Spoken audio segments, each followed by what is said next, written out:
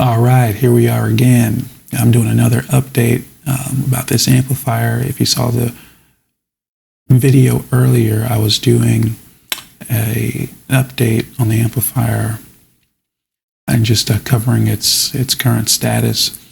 As you can see from that video or on my Facebook page, that the amplifier is the chassis is built out now, and I'm populating it with components. But I wanted to take the time here to point out a modification that I made in the midst of constructing the chassis.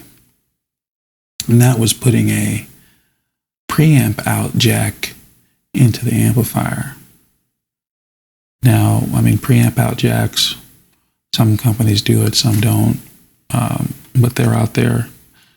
This would give me the advantage of plugging this preamp straight into my recording software, straight into my rack mount recording software, and going into the computer instead of having to mic the amp all the time. So if you're just getting kind of acquainted with this tube amp build vlog, the whole purpose of this amplifier is to have a home recording amplifier.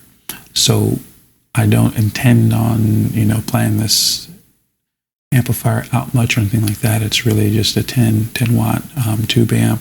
I just want it to sound good and be accessible and reliable for me to do some home recording on. And just as it came up when I was constructing the chassis, I thought, well, hey, might as well put a preamp out on it, and then that would make it even more convenient to record on, because then I won't even have to do it with an operating speaker, right? I can do this, it'll be all silent essentially, so I'll still get the characteristics of this 6SN7 of the preamp section.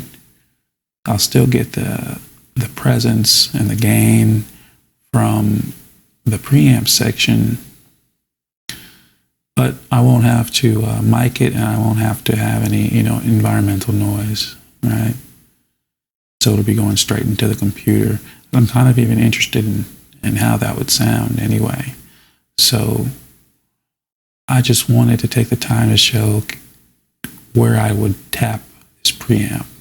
So here's the schematic again. It might look a little different to you because my computer actually crashed maybe like a week ago during all this.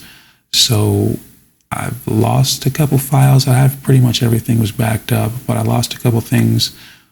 Amongst those was the schematic to this amplifier. So I just now rebuilt it. And I still have some components to put in here, but it's not operating in the SPICE program, but it's built up enough to where I can show you how to do this. So again, this is our preamp section. This would be our gain stage. This is a cathode follower. It's going to drive this KT66, and it's going to drive this tone control. Now, if I want to do a preamp out, I have pretty much two places of which I could take this preamp out. I can take it from here after this capacitor, for this 10 microfarad capacitor, or I could take it out from this tone control. Now, at the moment, I'm more inclined to take it out of this 10 microfarad capacitor. And the reason is I don't want too many variables in the middle of this, right? So I really prefer having sound going straight in, not being manipulated or impeded by any other circuitry. So I'd much rather it go straight in to my rack mount,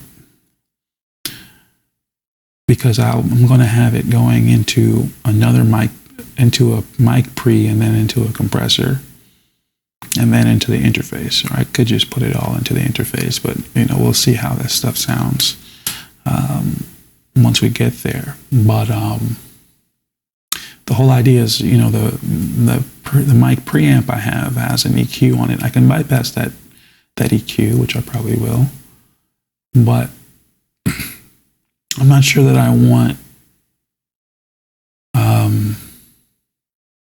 all the variability here with the tone control.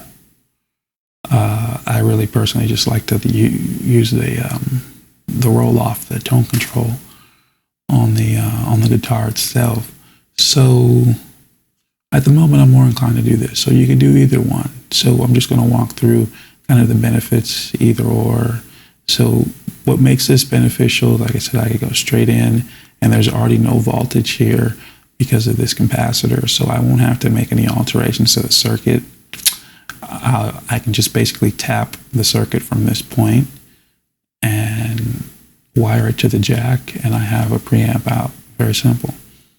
If I take it from the tone control, I do have to put a capacitor there and maybe another bleed resistor. So just an RC network, so just something that would look like this going into the jack, right?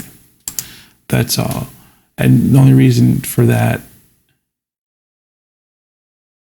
would be that there's going to be some voltage at this grid. And I don't want that voltage coming out into the preamp jack. The other thing I could do is to have a switch. Well, that might be cool.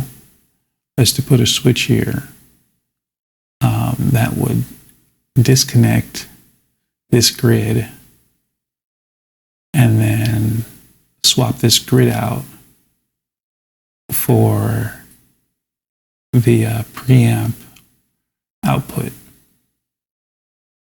So that could be one thing to do.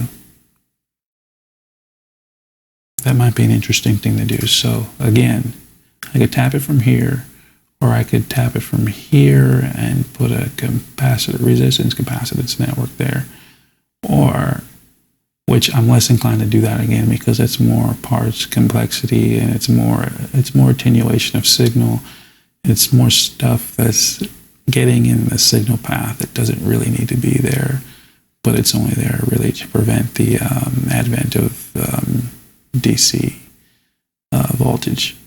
So, but this dual pole, dual throw idea, putting a switch there, if I put a dual pole, dual throw resistor, or switch rather, here, then I could get this grid and the tone circuit, the output of this tone circuit, to just switch between the grid and the preamp jack. So that might be one thing to consider. But again, like I said, I'm just throwing out the option for you all or anybody that might be interested in doing something like this. Again, I'm still kind of more inclined to just take it from right here at this 10 microfarad capacitor because, like I said earlier, I'm not really that interested in having the tone controls anyway at this point at the preamp out. So I'd rather the preamp out, just take the preamp out straight from what I'm getting here at the preamp section, and it'll go straight into the preamp out, and that's all.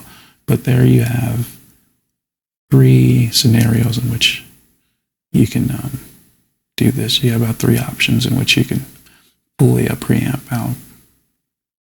So yeah, just a simple modification that gives your amplifier a lot more usability. I hope you all enjoyed. Thank you.